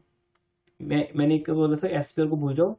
अब मान लो बेटा यहाँ पर हम फ्री रिजर्व्स की जगह पे पैसा एसपीआर में से निकालते हैं या दोनों में से मिलके निकालते हैं, मिलके भी निकाल सकते हैं।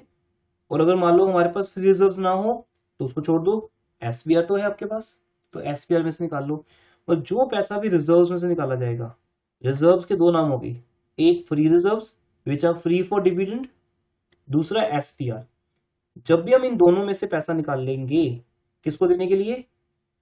इक्विटी शेयर होल्डर्स को देने के लिए। लेकिन बीच में ये नहीं बोलना सर पैसा तो बैंक से निकल रहा है, पैसा बैंक से निकल रहा है, बट वो पैसा किसके अगेंस्ट था वो बात आ रही है, फ्री रिजर्व्स के अगेंस्ट था या एसपीआर के अगेंस्ट था। चलो अभी दूसरी एग्जाम्पल लेते हैं। आप आज घर में सपोज 10 लाख रुपए लेके जा रहे हो, तो पेरेंट्स क्या पूछेंगे? खुश हो जाएंगे 10 लाख देख के? क्या क्वेश्चन पूछेंगे आपसे जब आप उनको 10 लाख दिखाओगे कि मेरे पास है 10 लाख है? क्या पूछेंगे वो बेटा आपको? पैसे कहाँ से आए? हाँ, इतने हेजिटेशन में क्यों बोलते हो? बोलो ना कि सर पहले वो एक दो लगाएंगे हमारे, फिर बोलेंगे पैसा कहाँ से आया बता। जरूर कोई गलत काम किया होगा, बैंक लूटा होगा, लाइक कुछ ऐसा। तो उनके माइंड में ऐसा ही आएगा कुछ कि 10 लाख मतलब ये वो बच्चा जो 5,000 मांगता रहता है हमारे से कि 5,000 दे दो, हमें 2,000 दे दो, ये यार 10 लाख रुपए लेके घर में आ रहा है, जरूर ये कोई गलत काम में है ना, कुछ ना कुछ इसने ऐसा किया है। तो उनके माइंड में सोर्स आएगा, चाहे सही है चाहे गलत है। आपसे वो पहले पूछेंगे 10 लाख तो ठीक है भाई रख दो इसको साइड पे, ये बताओ पहले कहाँ से आए हैं। अब आप बोलोगे फ्रेंड के हैं तो वो एक सोर्स हो गया। अब लोग मैंने अर्न किए हैं तो बताओ कहाँ से अर्न किए हैं, ऐसा क्या बेचा आपने जो आपको पैसे मिल गए 20 लाख, ठीक है ना। ऐसा कौन है जो दुनिया में आपको 20 लाख दे रहा है? तो मतलब आपको सोर्स बताना ही पड़ेगा बेटा, अदरवाइज आपके वो 20 लाख एक्सेप्ट नहीं होंगे, या 10 लाख वट।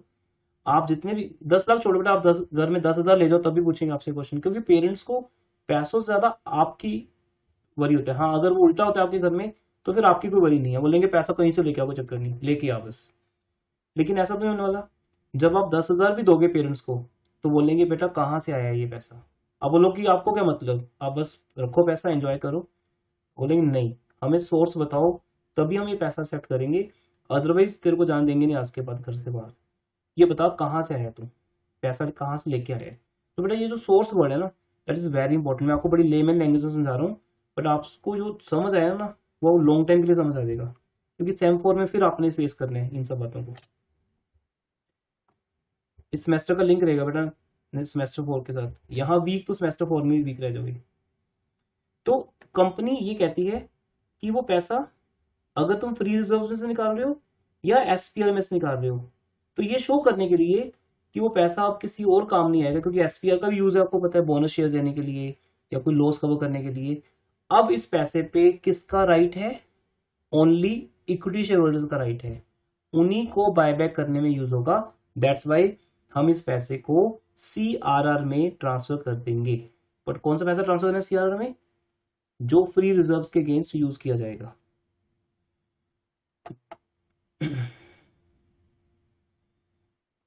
फिर इस सीआरआर का क्या यूज है, इसको भी छोड़ दो आप, ये बाद में बताऊंगा कि जो सीआरआर हम क्रिएट कर देते हैं उसका क्या यूज है, वो नेक्स्ट स्टेज पे बताएंगे आपको, अभी छोड़ देते हैं, आगे बढ़ते हैं बेटा।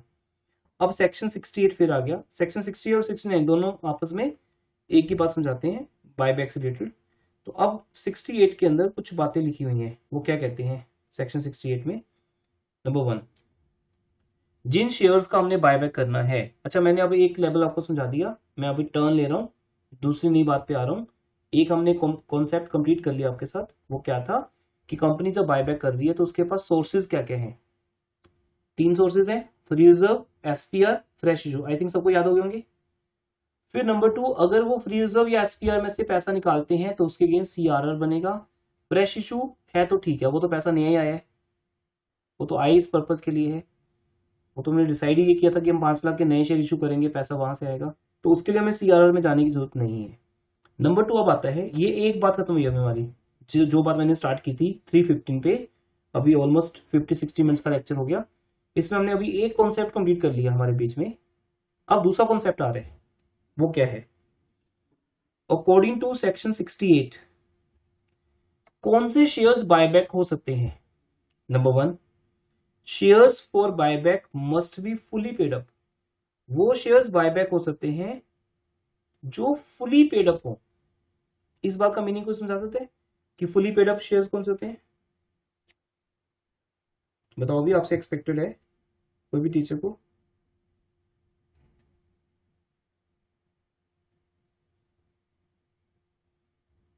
क्या ये बात नहीं पता फुली पेड अप शेयर्स कौन से होते हैं?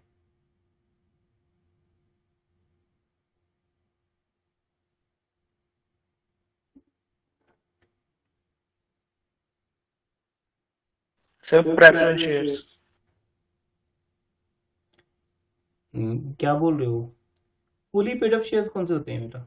सर जिनकी अमाउंट कंपनी को, जिन पूरे शेयर्स की अमाउंट कंपनी को रिसीव हो जाती है। हाँ, वेरी गुड। जो शेयर फुली कॉल्ड अप है और पेड अप है, सपोज एक शेयर 10 रुपए का है तो 10 के 10 रुपए कंपनी ने कॉल कर लिए और शेयर होल्डर ने पे कर दिए। अब इसके अंदर क्या होता है अगर सपोज कंपनी ने 10 रुपए कॉल किए और शेयर होल्डर ने सिर्फ 8 रुपीज पे किए हैं, तो 2 रुपए की क्या बोलते हैं हम, क्या चल रही है अभी? हाँ जी, 2 लाख इक्विटी शेयर आपने बायबैक करने हैं। इसमें से 10,000 शेयर ऐसे हैं जो मिस्टर राम के पास हैं। याद आया +2 की बातें?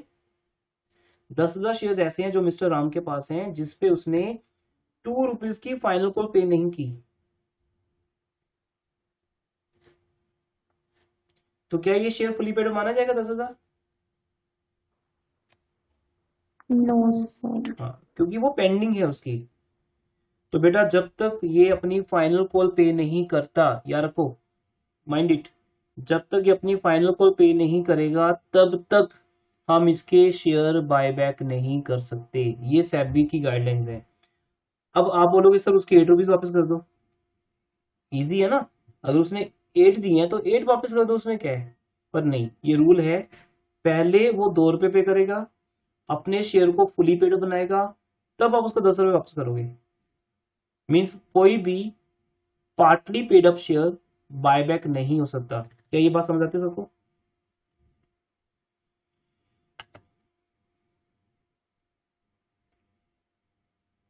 इन other words, partly paid up share is not allowed to buyback. हम उनका बायबैक नहीं कर सकते पार्टी पेड अप शेयर्स का। नंबर 2, सेकंड, बायबैक सिर्फ वो कंपनी कर सकती है जिसका आर्टिकल उसको अलाउ करता है बायबैक करना। मीन्स उसके आर्टिकल में लिखा हुआ है कि हम बायबैक कर सकते हैं।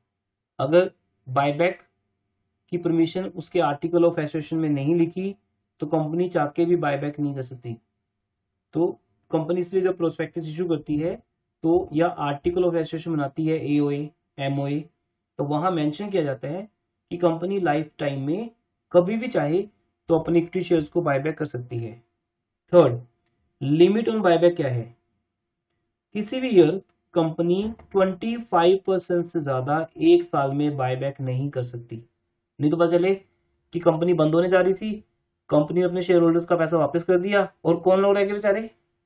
डिवेंचर होल्डर्स, प्रेफरेंस होल्डर्स रह गए। तो जब कंपनी बंद हुई तो सिर्फ वही लोग रह गए थे कंपनी में। तो दैट्स वाई बेटा कंडीशन रखी गई है, क्योंकि जो सेबी की गाइडलाइंस हैं या कंपनीज एक्ट की गाइडलाइंस हैं वो शेयर होल्डर की फेवर में है। तो कंपनी किसी भी साल 1 ईयर में 25% से ज्यादा, 25% भी किसका? Paid up capital and free reserves को मिलाकर। मीन्स कंपनी के पास अगर 10 लाख की शेयर कैपिटल और 5 लाख के फ्री रिजर्व्स हैं तो दोनों को ऐड करो, कितने बन गए? 15 लाख। 15 लाख का 25%, 3,75,000। तो कंपनी 3,75,000 से ज्यादा बायबैक नहीं कर सकती। अगर आपके पास बुक है बेटा तो बुक में इलस्ट्रेशन नंबर 4 मिलेगी आपको।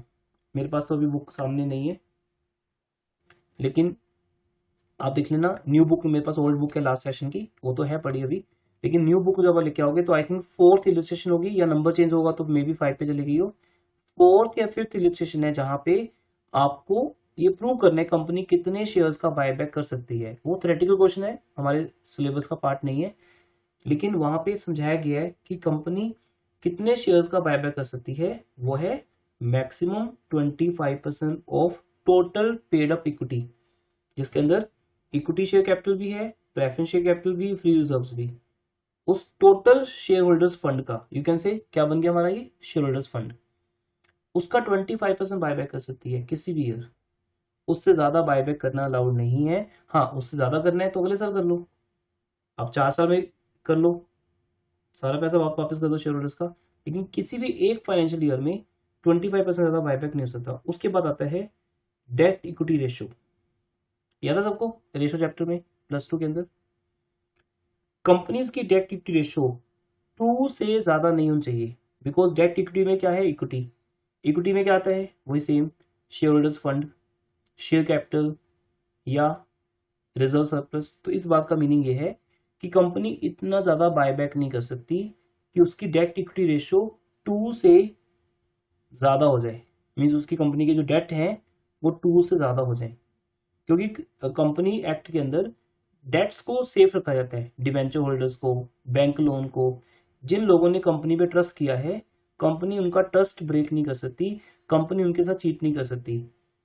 दैट्स वाई हमारे पास जो डेट्स हैं, डिवेंचर्स हैं, वो इक्विटी से डबल तो हो सकते हैं पर उससे ज्यादा नहीं। क्योंकि जब कंपनी अपने इक्विटी शेयर होल्डर को पैसा देना शुरू करेगी तो कंपनी का इक्विटी लेवल कम होता जाएगा। ऑब्वियसली कंपनी की इक्विटी कम होती जाएगी, उधर से कंपनी क्या कर रही है? डिवेंचर इशू कर रही है।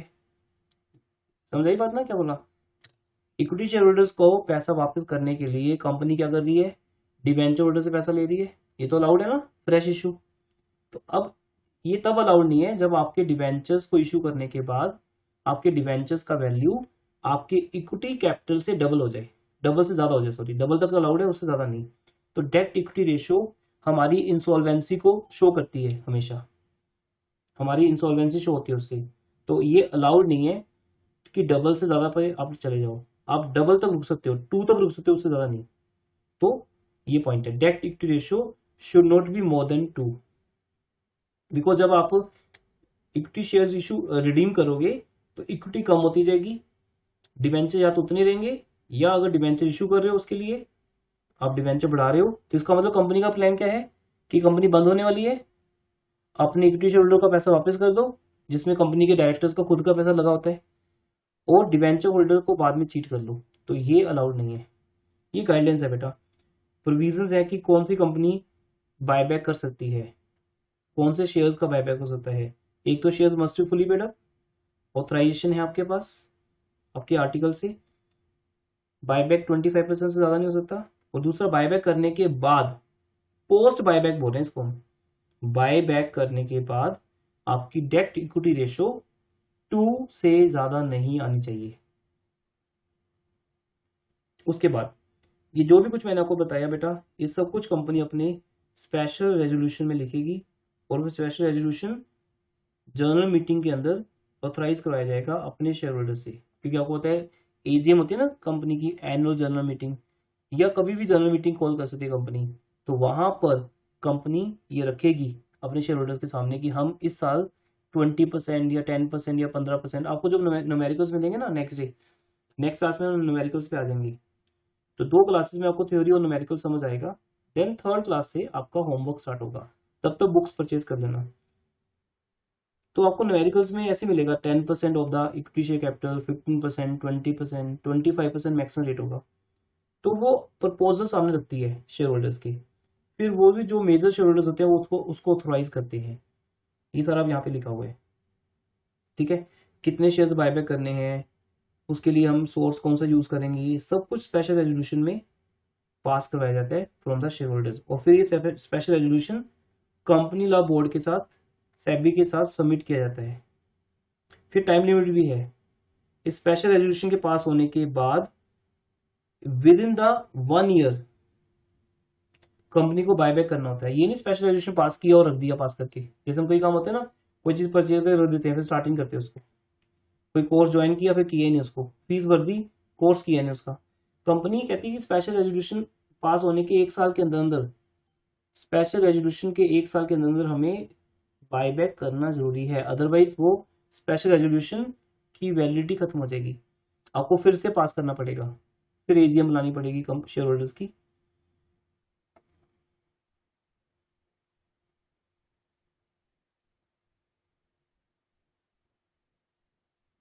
इसको रीड कर लो पॉइंट को, 6 पॉइंट को।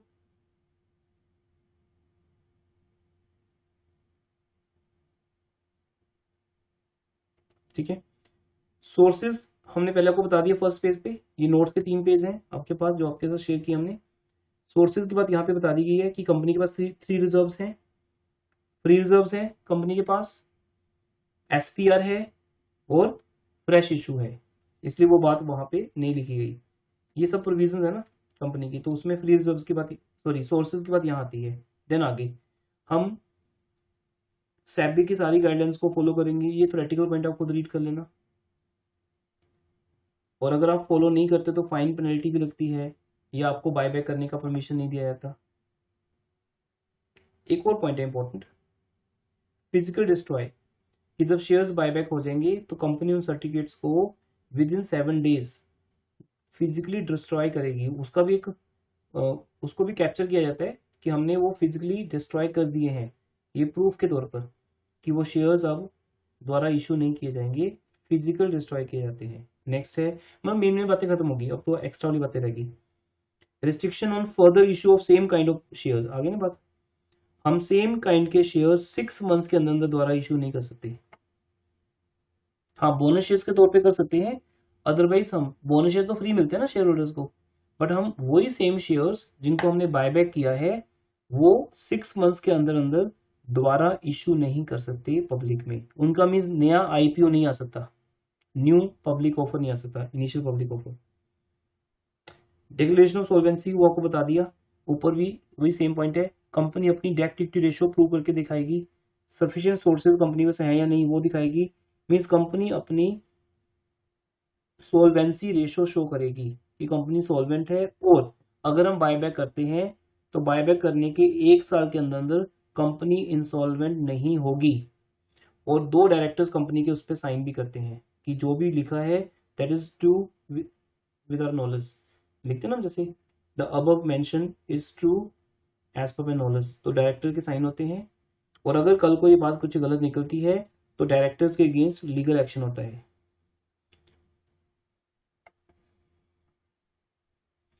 हम बायबैक कहां से कर सकते हैं? या तो एग्जिस्टिंग शेयर होल्डर्स को हम डायरेक्टली अप्रोच कर सकते हैं, या हम ओपन मार्केट में जाके परचेज कर सकते हैं, या अगर वो शेयर स्वेट इक्विटी शेयर्स हैं, जानते हो स्वेट इक्विटी कहते हैं, यू नो, जो एम्प्लॉयज के पास होते हैं, हम उनसे वापस परचेज कर सकते हैं। उसके बाद ये जो भी कुछ हमने ऊपर किया है वो सब हमें बाद में registrar and security exchange board of India को रिटर्न में लिख के देना होता है कि ये सब कुछ हमने फॉलो किया है।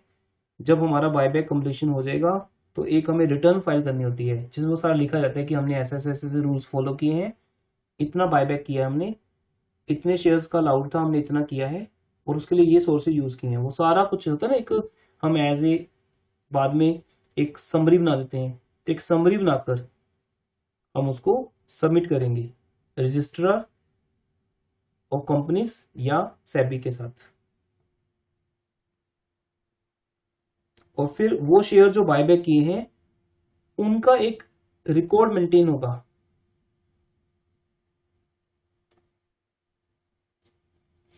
इसमें रूल्स होते हैं कि जो शेयर्स हमने बायबैक किए हैं उनको भी हम वापस फिर पैसा मांग सकते हैं उनसे, पर वो कुछ अलग रूल्स हैं, लिक्विडेशन के टाइम काम आते हैं कंपनी के, इसलिए उनका एक रिकॉर्ड बनाया जाता है कि कौन कौन से शेयर्स का बायबैक हुआ है। यहां तक ये चैप्टर थ्योरेटिकल है बेटा, 1 लेक्चर इसके ऊपर है। इसके बाद तो जर्नलिटी स्टार्ट हो जाएंगी, इन्वेस्टमेंट कैसे सेल होती है। आपको बताया था ना कि अगर कंपनी का पैसा इन्वेस्टमेंट के अंदर लगा हुआ है और कंपनी ये कहती है कि हमने ये पैसा बैंक में ना रखते हुए जो हमारे पास फ्री रिजर्व्स में या सरप्लस में है, वो पैसा हमने बैंक में रखा हुआ था पर बाद में हमने इन्वेस्ट कर दिया, तो कंपनी अपनी इन्वेस्टमेंट को सेल करेगी। तो उसके लिए एक एंट्री बनती है bank account debit to investment. अगर लॉस हो जाए या गेन हो जाए तो हम उसको सरप्लस या कैपिटल रिजर्व में ट्रांसफर कर सकते हैं। अगर गेन हो जाए तो कैपिटल रिजर्व में ट्रांसफर कर दो, अगर लॉस हो जाए तो कैपिटल रिजर्व अगर कंपनी के पास है सीआर तो हम उसको डेबिट कर सकते हैं, अगर सीआर ना हो तो फिर कंपनी का जो normal profit and loss count है, सरप्लस काउंट है, हम उसको डेबिट कर सकते हैं। उसके बाद अगर कंपनी नए शेयर इशू करती है वो तो आपको पता ही एंट्री, नए शेयर डिस्काउंट पे इशू होंगे, डिस्काउंट डेबिट हो जाएगा, या नए शेयर एसपीआर पे इशू होंगे, सिक्योरिटी पे रिजर्व पे, तो वो एंट्री बन जाएगी bank debit to any security to SPR या डिस्काउंट डेबिट। हाँ जी सर क्लास कितने टाइम की रहेगी? थोड़ा 5 मिनट्स की रहेगी, तो 5-10 सर मिनट्स क्लास रिकॉर्डिंग ले लूंगा सर। ठीक है बेटा, okay you can leave. Second, अगर ये तो हो गया बेटा कि पैसा कहां से आया, या तो हमने इन्वेस्टमेंट बेच के वो पैसा फिर से कन्वर्ट कर दिया बैंक में, या पहले से बैंक में था, या हमने फ्रेश इशू किया। दो चीजें ना, फ्री रिजर्व्स का पैसा कहाँ पड़ा होता है? इन्वेस्टमेंट्स में। जैसे मान लो मेरे पास 5 लाख रुपए पड़े हैं तो वो कहाँ पड़े होंगे? बैंक में एफडी बना देंगे हम, या किसी कंपनी के शेयर्स परचेज कर लेंगे, तो मेरे पास कोई ना कोई इन्वेस्टमेंट होगी जो उन फ्री रिजर्व्स के अगेंस्ट मैंने परचेज की होगी, तो वो पैसा मैंने बैंक फॉर्म में कन्वर्ट कर लिया, या फिर जो नए शेयर्स या डिबेंचर इशू किए वो तो आएंगे बैंक फॉर्म में। तो टोटल बैंक का रेट हो गया हमारा। अब जाके हम बायबैक करेंगे, तो बायबैक की एंट्रीज क्या होती हैं? वैसे सब मैं आपको न्यूमेरिकल्स में समझाऊंगा नेक्स्ट क्लास में, लेक्चर 2 होगा, जन एंट्रीज के थ्रू समझेंगे इस बात को। एक बार के लिए हम लेक्चर का एंड है क्योंकि 3 पेज हमें आज करने थे खत्म, आज 3rd पेज है लास्ट, तो इसको ओवर कर लेते हैं। अब बायबैक कैसे होगा? वैसे सब कुछ हम नेक्स्ट क्लास में करेंगे फिर से दोबारा न्यूमेरिकल्स की फॉर्म में। अब बायबैक का मतलब इक्विटी शेयर कैपिटल को डेबिट करना, राइट? जैसे हम फोरफीचर करते हैं, फोरफीचर में तो उनका पैसा वापस नहीं करते, तो यहां उनका पैसा वापस किया जा रहा है, हम शेयर कैपिटल को डेबिट करेंगे। सेकंड, अगर बायबैक प्रीमियम पे है तो वो प्रीमियम कहां से आएगा? उस प्रीमियम को हम निकाल लेंगे एसपीआर में से या फ्री रिजर्व्स में से। ये बात मैं आपको नेक्स्ट क्लास में समझाऊंगा, अभी इसको स्किप कर देते हैं कि जो बायबैक है वो या तो डिस्काउंट पे होता है या प्रीमियम पे। फॉर एग्जांपल, अगर 2 लाख शेयर्स मुझे बायबैक करने हैं और एक शेयर अगर 10 रुपए का है, सी 2 लाख शेयर्स मुझे बायबैक करने हैं और अगर एक शेयर 10 रुपए का है तो या तो ये मार्केट में 10 का ही मिलेगा ओपन मार्केट से, या ये मुझे 9 का मिल रहा है तो मुझे फायदा भी है बायबैक करने का, मार्केट प्राइस लोअर है, lower than the face value, या ये शेयर मार्केट में 12 रुपीज का मिल रहा है। अब अगर मैं 9 रुपीज का परचेज करता हूं तो मुझे 1 रुपए का फायदा हो रहा है, तो वो 1 रुपए का फायदा हमारे सीआर में जाएगा। कैपिटल रिजर्व हमारा इन्हीं पर्पज के लिए बनता है। जब शेयर फॉर फ्यूचर का बैलेंस याद है ना, शेयर फॉर फ्यूचर का बैलेंस कहाँ जाता है, कैपिटल रिजर्व में। ऐसे ही जो बायबैक हमने किया उस टाइम हमें गेन हो गया, 1 रुपए का डिस्काउंट मिल गया हमें, वो डिस्काउंट हमारा कहाँ जाएगा, कहाँ जाएगा वो डिस्काउंट, कैपिटल रिजर्व में। यस कैपिटल रिजर्व में। 1 रुपया कैपिटल रिजर्व में आ जाएगा क्योंकि हम डिस्काउंट पे परचेज कर रहे हैं। लेकिन अगर वही आप 10 रुपए का शेयर 12 रुपीज में परचेज कर रहे हो तो 2 रुपीज का लॉस है आपको, वो लॉस ऑन बायबैक है। हम उसका नाम रखते नहीं ऐसे, बट इसका नेम क्या है एक्चुअल, लॉस ऑन बायबैक।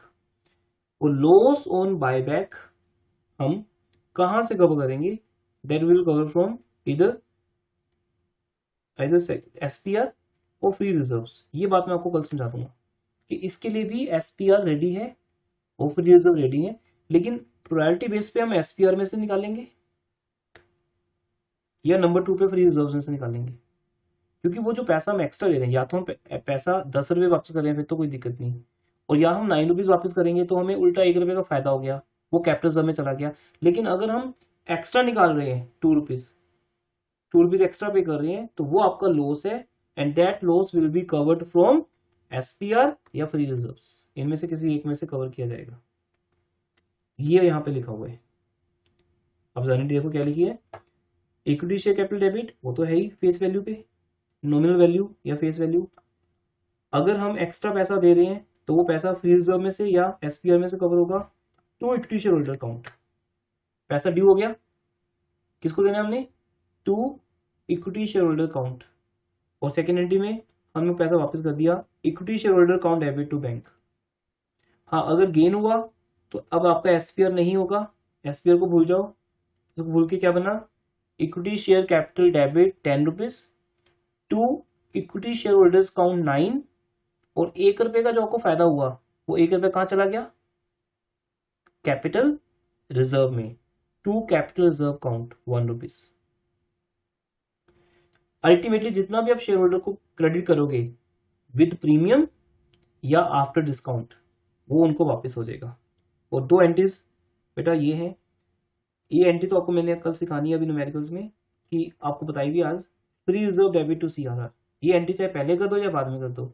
यहाँ हम क्या शो कर रहे हैं कि जो हमने इक्विटी शेयर होल्डर्स को 20 लाख रुपए दिए हैं उसमें से 15 लाख रुपीज का हमने फ्री रिजर्व, चाहे वो जनरल रिजर्व हो या एसपीआर हो, कोई भी रिजर्व हो, फ्री रिजर्व लिखते हैं, फ्री रिजर्व के साथ एसपीआर भी अगर हो क्योंकि वो यहाँ अलाउड है, हम उनको डेबिट करके उसे सीआरआर में ट्रांसफर कर देंगे। तो हम ऐसा बोला करेंगे सीआरआर क्रिएट करना है और उसके लिए हमारे पास फ्री रिजर्व्स भी हैं, जनरल रिजर्व सरप्लस और एसपीआर भी है, उन सब का पैसा डेबिट होकर टू सीआरआर हो जाएगा। और लास्ट एंट्री ये ऐसी है एक्सेप्शनल, ये वैसे होती है नॉर्मली, अगर बायबैक करने में हमारा कोई लीगल एक्सपेंस आ रहा है या हम कोई एडवोकेट को फीस पे कर रहे हैं या कुछ भी ऐसा खर्चा आ रहा है तो वो हम डेबिट करेंगे बायबैक एक्सपेंस के नाम से, और ये हमारा एक कैपिटल लॉस होगा, ये हमारा एक डेफर्ड एक्सपेंस होगा जिसे कमिंग ईयर्स में राइट ऑफ किया जाएगा, या हम इसको भी एसपीआर में से राइट ऑफ कर सकते हैं। एसपीआर तो इनके लिए है ही है ना, कोई भी कैपिटल लॉस हो जाए आप वहां से कवर कर सकते हो, तो ये भी आपका buyback expense debit to bank, but ये एंट्री आती नहीं हमारे न्यूमेरिकल्स में। दैट्स ऑल बेटा, ये हमारा टारगेट था 90 मिनट्स का, हमने 10-15 मिनट्स लेट स्टार्ट किया था और अबाउट, तो ओवरऑल 90 मिनट्स में ये लेक्चर ओवर होता है एवरी ईयर। यही आपको वहां आके लेना था लेक्चर। अब आप देखो बेटा, अगर आप वहां आते और अब आपने ऑनलाइन लिया है तो बहुत ज्यादा डिफरेंस नहीं आया होगा आपको समझाने में, बट आपकी चॉइस है, अगर ऑफलाइन हम पढ़ रहे हैं तो ऑफलाइन कर सकते हो। तो ये आपका एक लेक्चर है थ्योरेटिकली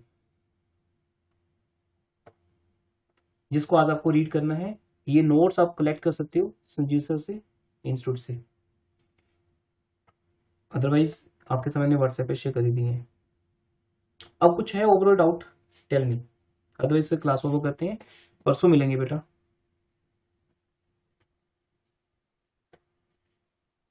हाँ जी, एंड डाउट?